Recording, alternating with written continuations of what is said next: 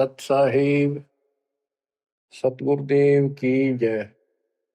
बंदी छोड़ कबीर साहिब जी की जय। बंदी छोड़ गरीबदास जी महाराज जी की जय। स्वामी राम देवानंद जी गुरु महाराज जी की जय हो।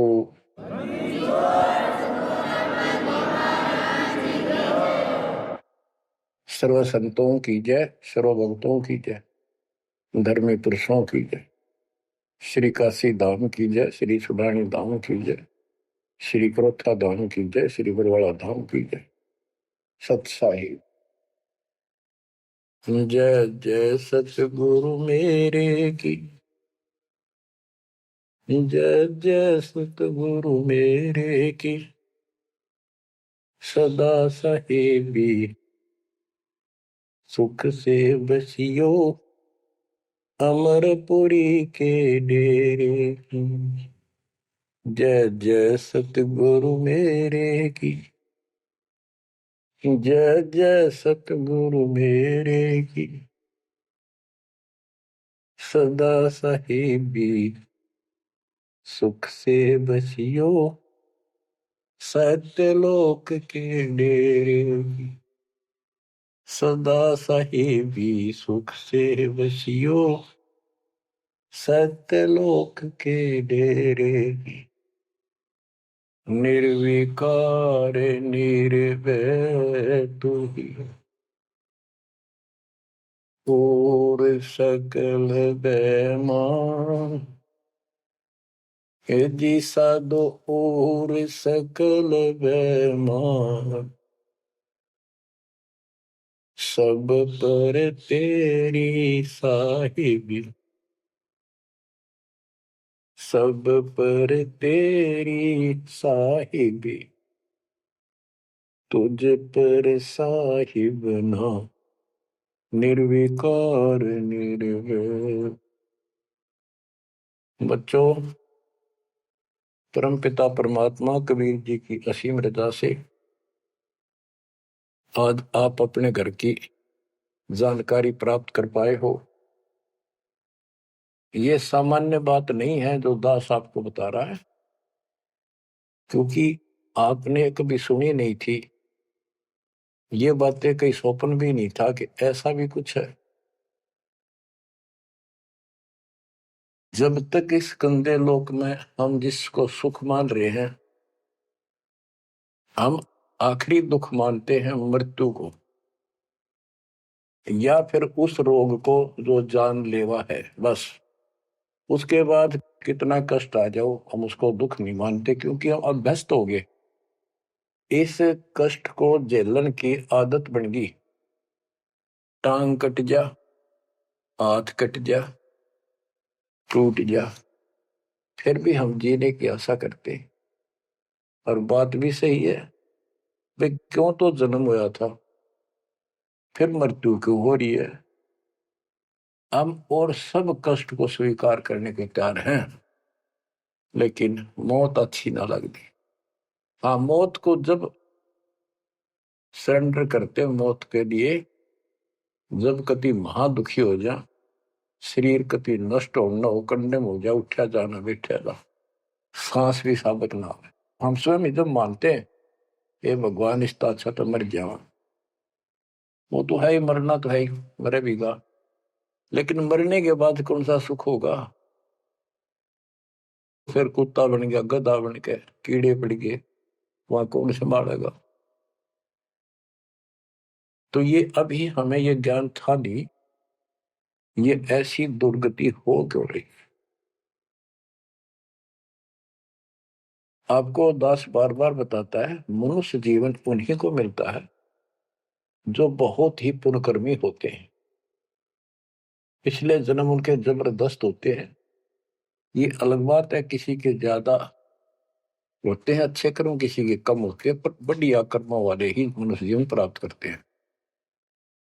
और मनुष्य शरीर में उनको सुविधाएं भगवान देता है जो एक मानव को मिलती हैं। जिनके पास पैसे ज्यादा हैं वो ज्यादा बकवास करते हैं। कार ले ले, कोठी बन गई, और भी कोई 10-5 प्लाट खरीद ले, यानी भक्ति की तरफ नहीं जा सकते वो लोग।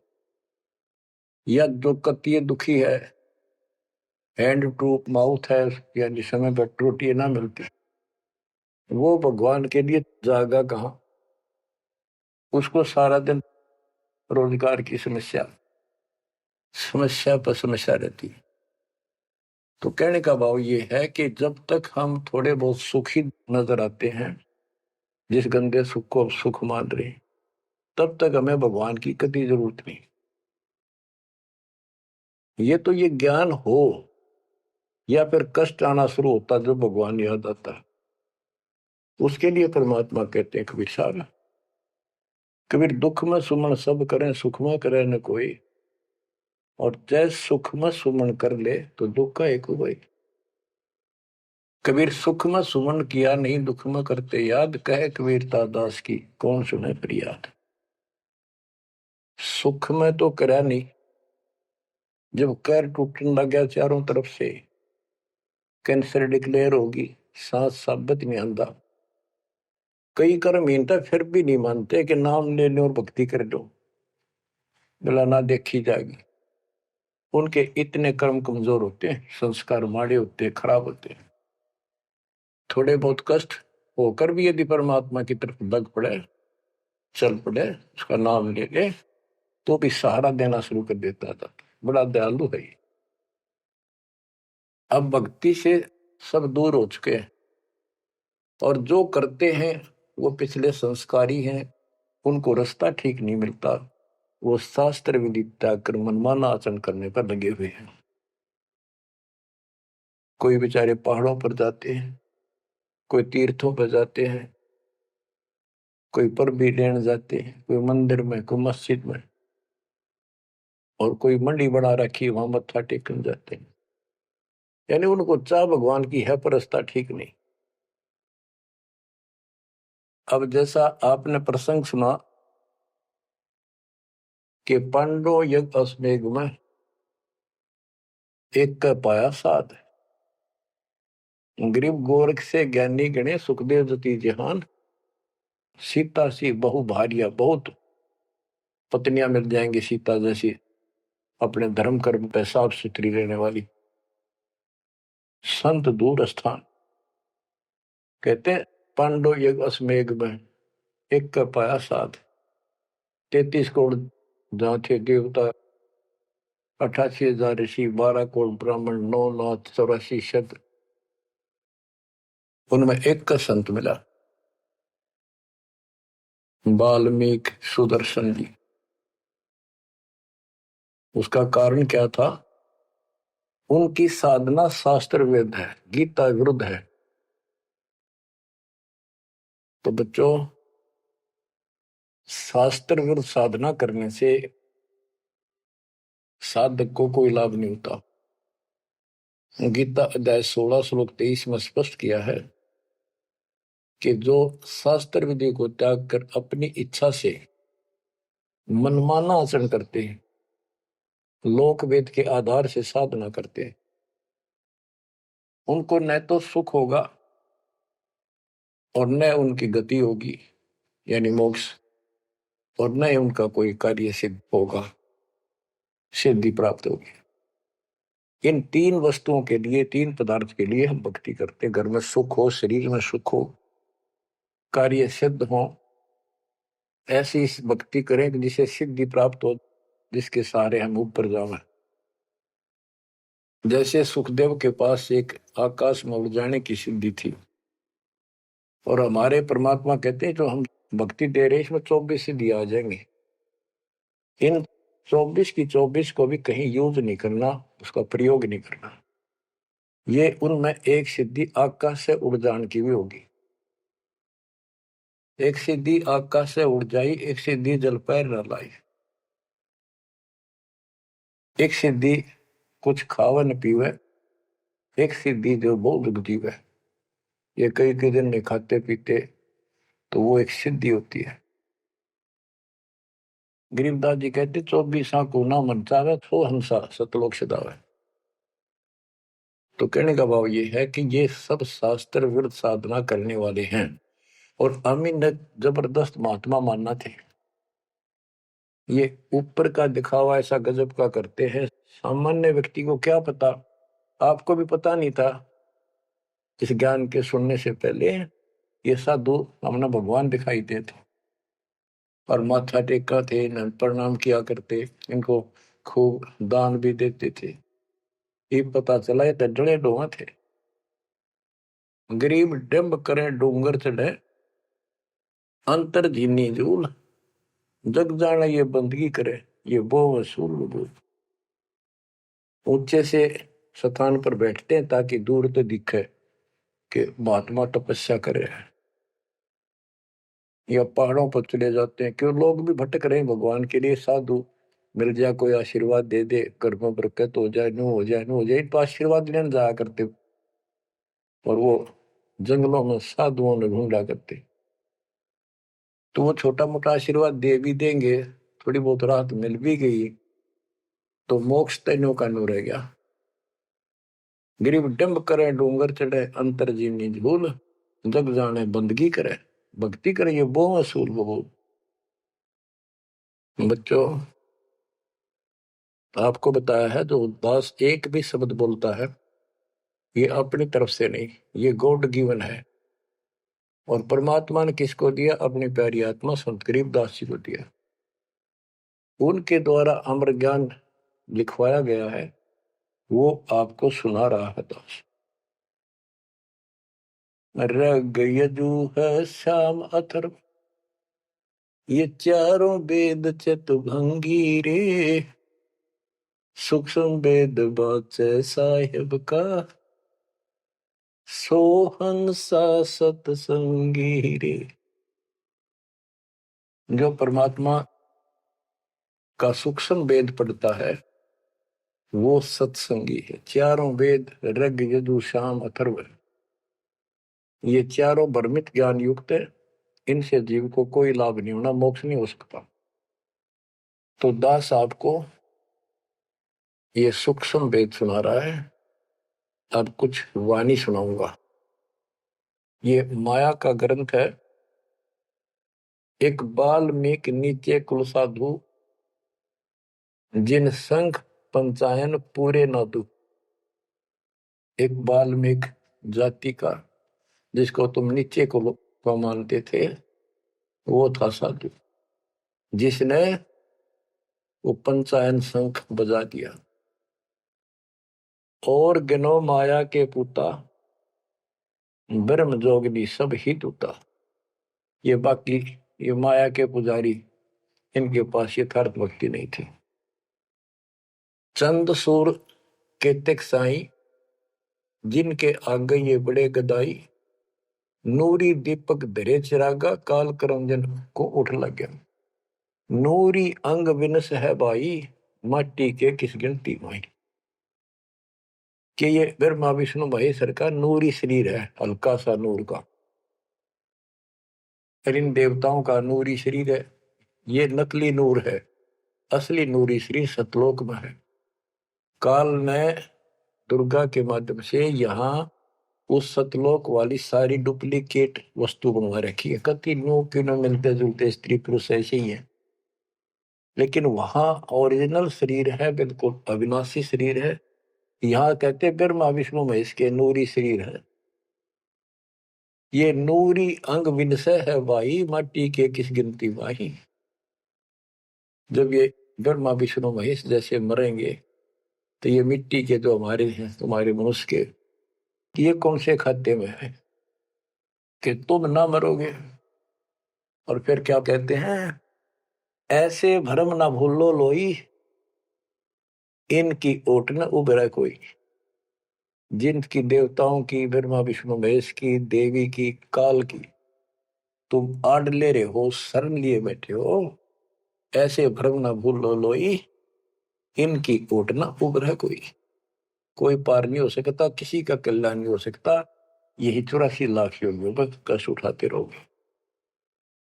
अब क्या कहते हैं? या तो 56 कोटि सहारे, और करी ठगोरी क्षण में मारे। 5 तत्व त्रिगुण की पूर्णी, आवे ब्रह्मा विष्णु महेश्वर जो। ये ब्रह्मा विष्णु महेश भी जन्म मरण के अंदर आवेंगे। बच्चों, यदि आपको पहले तैयार ना कर रखा होता ना सारे प्रमाण देके, तो आप कतई नहीं सुनते। अगले दिन आप कतई कान का नहीं लाते यूट्यूब के चैनल को, जो कहो झूठ बोल रहा है। और आज आपके घीसा गल है कि गजब अजब कतई साची सारी। और ये 300 वर्ष पहले संत गरीबदास ने लिखे कदर गए थे। उन्होंने प्रचार नहीं किया, उनको पता था कि इस ग्रंथ ना और पाट देंगे जाए, कीम गणा प्रचार कर दिया था। आग ला देते इसके पहले जो इतना गहराई से कोई बतानिया होता था। और अब ओए होए, ये जो दिल करता है सुने जावा कितनी गजब की सच्चाई, और पढ़े जावा। देखो बच्चों, कितना अंतर हो गया। अज्ञान के कारण हम अपने खजाने न छोड़े फिरा थे। चारों युग में संत पुकारे को कहा हम हेल रे, हीरे माणिक मोती बरसे ये जग चुगता ढेल रे। हम डले इकट्ठे करा थे, डले कंकर शास्त्र विरुद्ध साधना करके।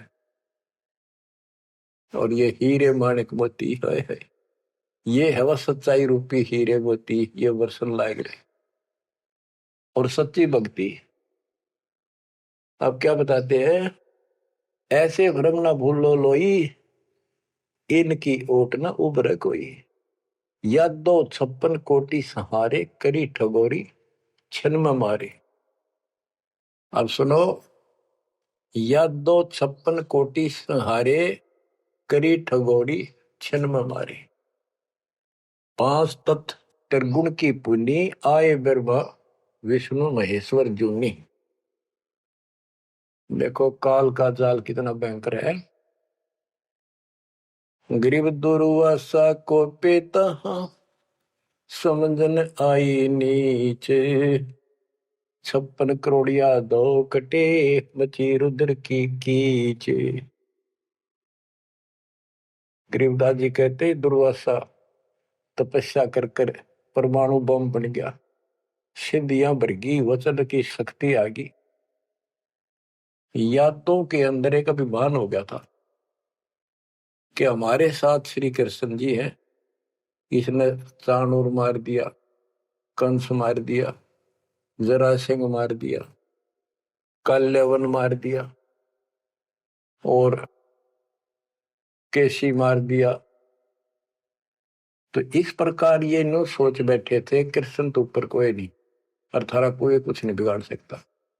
जब उनको ये पता चला यादों को, दुर्वासा जी श्री कृष्ण जी के आध्यात्मिक गुरु भी थे, और वो द्वारका की बनी में बैठ के जाके, बनी होती है गांव के चारों तरफ, शहर के चारों तरफ पर जंगल होता था, अच्छे सुंदर वृक्ष होते थे, बहुत बड़े बड़े पीपल वृक्ष, नीम, सब गांव के चारों तरफ। ये पहले समझदार व्यक्ति होते थे, और चारों तरफ गांव के नीम, पीपल और बड़, तीन तो हमने देखे खूब चारों तरफ होते थे।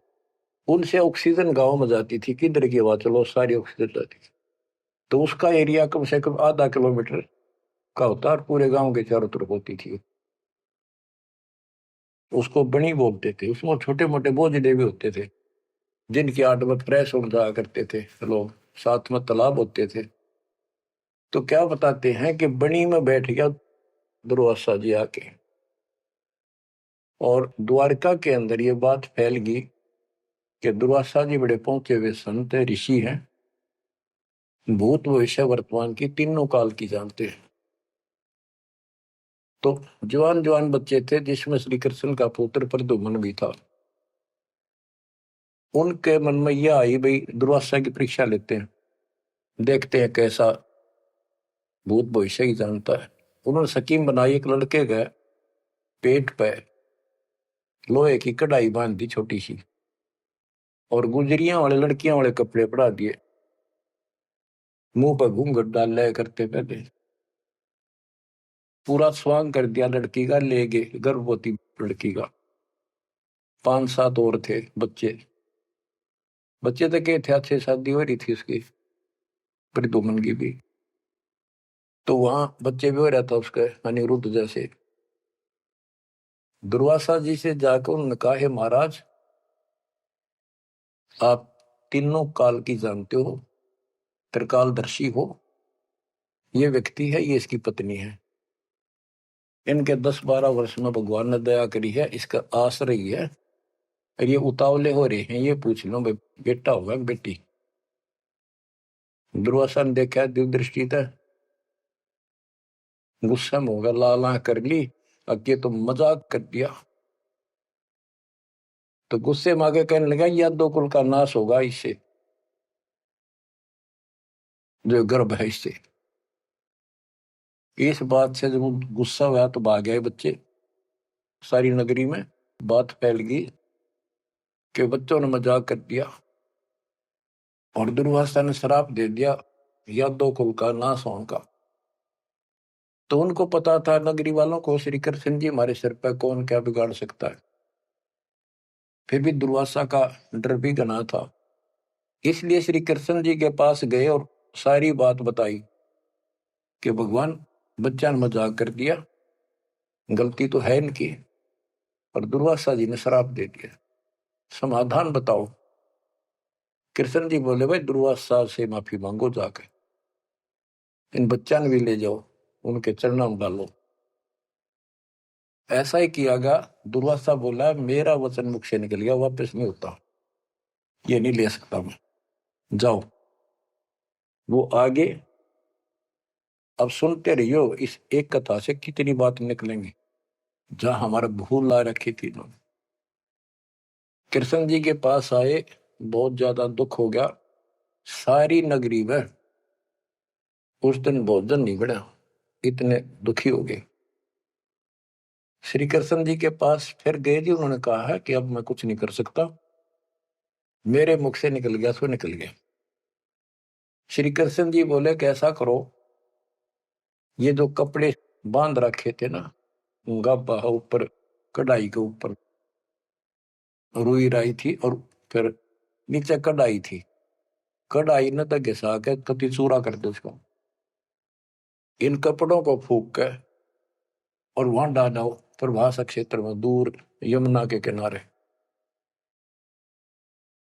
तो उन्होंने सब ने जाकर वो कपड़े, उस लड़की का रूप बना था, वो फूक फाक दिए, दरिया में बहा दिए। और वो कढ़ाई के सान ला के नंबर ला दिया उनके। सारा दिन लगे रहे, पत्थर पे घिसाएंगे, वो चूरा वहीं पडारा किनारे बजाता रहा। एक कड़ा किसी को दे दिया, भैया तेरी ड्यूटी कई दिन में घिसा। कड़े जो पकड़न के होते हैं ना कढ़ाई के, वो और तो घिसा दिया। वो एक कड़ा उस आलसी पर घिसा को नहीं, थोड़ा बहुत घिसा, वो बहुत सारा रह गया, उसने लोगों ने फेंक दिया। तो सबको ये हो गया कि बस समाधान बता दिया श्री कृष्ण जी ने, अब कुछ होने का नहीं, सब निश्चिंत हो गया। कुछ वर्षों के बाद आपस में जरा जरा सी बातों पर, आपस में यादों का, आपस में लड़ाई होने लगी। कोई जरा सी कहते लट्ठम लट्ठा मार दे एक दूसरे ने, हाहाकार मच गया नगरी में, अकाल मौत होने लगी, पशुधन नष्ट होने लगे। तो नगरी के व्यक्ति फिर गए श्री कृष्ण जी के पास कि हे भगवान, ऐसा कौन सा पाप उगड़ गया इस नगरी का, किसी ने किसी की बातें नहीं सुहाती, जरा सा बोलते हैं लट्ठम लट्ठा हो जाए, मार डाले, अकाल मृत्यु होने लग रही है। कुछ दया करो, रक्षा करो, कारण बताओ, कुछ समाधान बताओ, हमको धर्म पुण्य कहो, वो कर देंगे। श्री कृष्ण जी बोला, भाई जो दुर्वासा ने श्राप दिया है ना, अब वो फल गया, उसके कारण ये सब कष्ट आ रहे। तो नगरी के लोग बोले, जी कोई समाधान बताओ, आप तो मालिक हो, सारी सृष्टि के रचने वाले हो, आप तो सब कुछ कर सकते हो। कृष्ण जी बोले, ऐसा करो, सारे नर यादव, छोटे छोटे बच्चे, नवजात लड़का भी हो ना, नर, ओनली मेल, सबको ले जाओ प्रभास क्षेत्र में, यमुना में स्नान करो। स्नान करने से तुम्हारा ये दुर्वासा वाला श्राप खत्म हो जाएगा। तो सब ने वह बात माननी थी, क्योंकि गुरु थे वो और भगवान मान रखे थे। सब नवजात शिशु उस दिन भी जन्म हुआ था उस लड़के को भी ले गए और वहां जाके स्नान करने लग गए। नगरी में कवा सुनी सबकी हो रही थी, आंख बड़ा थी एक दूसरे की।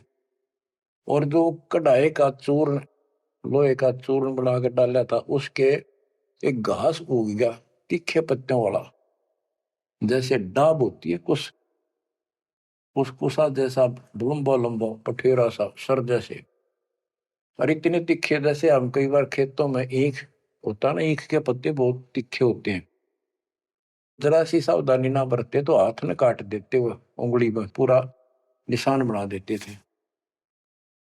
और वो तो फिर दुर्वासा के श्राप के थे।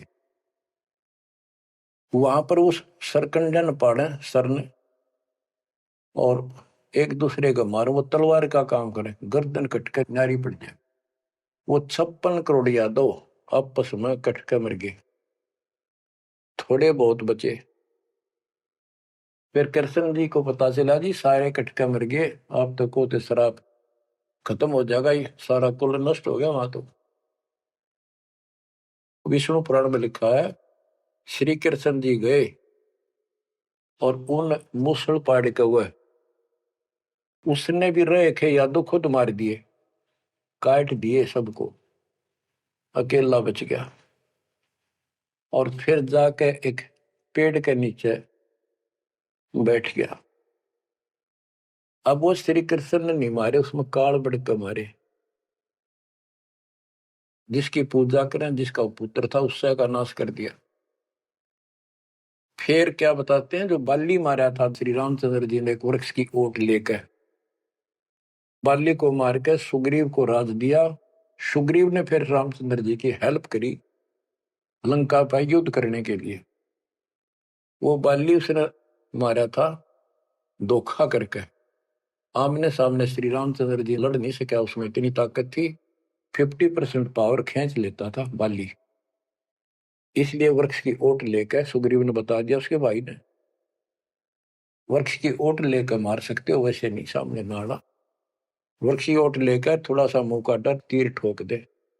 जब 7-8 तीर मारे जब वो मरा था। फिर बाली ने कहा था जी आपने बहुत बड़ी गलती कर दी, आपका मेरा के रोला था, हमारा भाई भाइयों का झगड़ा था, और फिर लड़ना था, सूरवीर थे आमने सामने आते, आपको पाप लगा, आपने बदला देना होगा। तो रामचंद्र जी ने बताते हैं कहा कि मैं तेरा बदला दूंगा। श्री कृष्ण रूप में श्री राम जन्मे और वो ये बाली एक बालिया नाम का शिकारी बना। अब क्या था, वो जो एक कड़ा बच्चा था, पूरा घिसा नहीं, वो एक मछली ने खा लिया, कोई खाद्य पदार्थ समझ के, वस्तु समझ के, और वह मछली पकड़ ली उसने, उस शिकारी ने, बालिए ने। उसने जब वह काटी मछली तो उसमें तो चमकीली धातु निकली। वो ले गया सुनार के पास, उन्हें सोची कोई चांदी दिखा है। सुनार बोला लोहा बहुत गजब का है, चांदी नहीं है।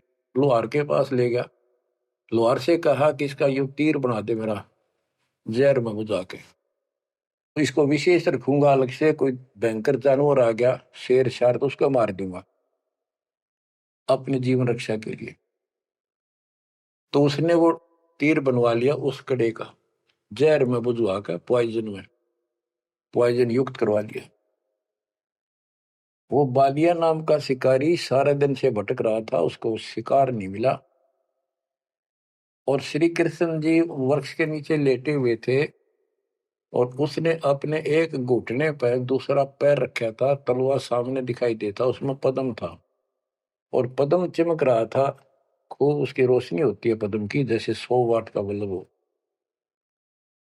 अब शिकारी ने देखा उस दुर्मट टहनी नीचे तक टिकी हुई थी वृक्ष की, तो अच्छी खासी बढ़िया सी छाया थी, आराम से वो लेटा हुआ था गर्मी से बचाव के लिए। तो उसने दूर से देखा कि ये मृग बैठा है, हिरण की आंख चमका है, इधर से जाऊंगा तो ये भाग जाएगा, सारा दिन का कोई शिकार मिला नहीं है, खाली जाऊंगा तो फिर खाऊंगा क्या। उसने वहीं से वो विषाक्त तीर मार दिया, पॉइजन युक्त, जहर से बुझा हुआ तीर चला दिया। तो पैर में लग गया आके सीधा उस निशाने पे, पदम के पास। कृष्ण जी पीड़ा के कारण कर रहे, मर गया रे, मार दिया रे, किसने मार दिया। तो वो शिकारी घबरा गए, तो आदमी मर गया। जल्दी जल्दी चलकर देखा तो ये तो कृष्ण जी है, द्वारकाधीश, सिर पर मुकुट है। तो उसने हाथ जोड़ कर माफी मांगी, हे राजन, मेरे से धोखा हो गया, और मैंने सोचा कि आपके पैर में कोई चमकीला वस्तु लगी है, पदार्थ। मैंने सोचा ये मर्ग की आंख से, और यूं तो जहर से बुझा हुआ तीर था। मालिक, बच्चों को भी माफ कर दो। श्री कृष्ण बोले, भाई कोई बात नहीं, यूं तेरा मैंने बदला दे दिया, तेरा दोष नहीं है, ये होना ऐसे ही था, पूर्व निर्धारित था। तो बादिया बोला, हे भगवान, आप राजा और मैं एक निर्धन व्यक्ति, जंगल में भटकने वाला, आपका और मेरा के हिसाब किताब, क्या बदला हो सकता है। तब श्री कृष्ण जी कहते, भाई तू बाली था, बड़ा बलवान था, सुग्रीव का भाई था, और मैं रामचंद्र रूप में अपनी पत्नी की खोज में भटक रहा था, और तेने अपने भाई को दुखी कर रखा था। उसने मेरे से वायदा किया, सुग्रीव ने, तेरी मदद कर दूंगा, मेरे भाई तो मेरा राज दिला दे।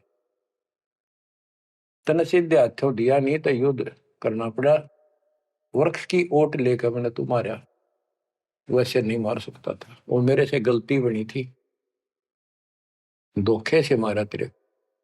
आज तूने भी मुझे धोखे से मार दिया, मैंने अपना बदला दे दिया, अब तू जा, और हो सके तो पांडवों को बता दे जाके, मेरे रिश्तेदारों को, कि ऐसे ऐसे हो गया, सारा यादव को लड़का मर गया, श्री कृष्ण भी अंतिम सांस गिराए। इतने में कुदरती, सारा खेल काल का, वो कुदरती आगे पांचों पांडव कुशल मंगल पूछने के लिए रिश्तेदारों में यहाँ जाते रहते हैं। पता चला नगरी सारी कटका मरी पड़ी है, इधर उधर खोजा, उस बालिए ने बता दिया, उस पार दिन शिकारी ने बता दिया, आप किसने खोज रहे हो, कौन हो। वो बोले, हम पांडव हैं, श्री कृष्ण के हम रिश्तेदार हैं, और ये तो नाश हो गया, श्री कृष्ण जी भी ना पाया। उसने बता दिया, ऐसे उस वृक्ष के नीचे पड़ा है, वो अपनी ना बताई गलती के, देखो कितने नौका कहो तो कैसे ग्यार, वो वहां आ गए।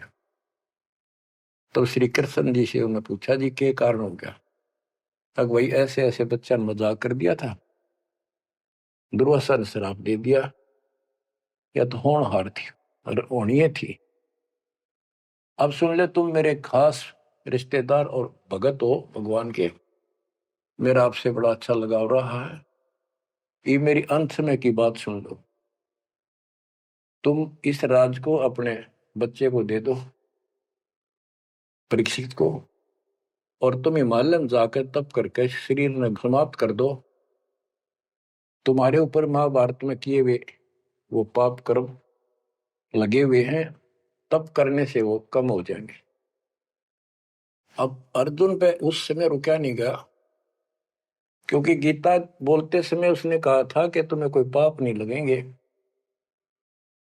ये तो मैंने मार रखे, तेरे दोनों हाथों में लाडू अर्जुन, युद्ध में मर गया स्वर्ग जाएगा, जीत गया तो राज करोगे।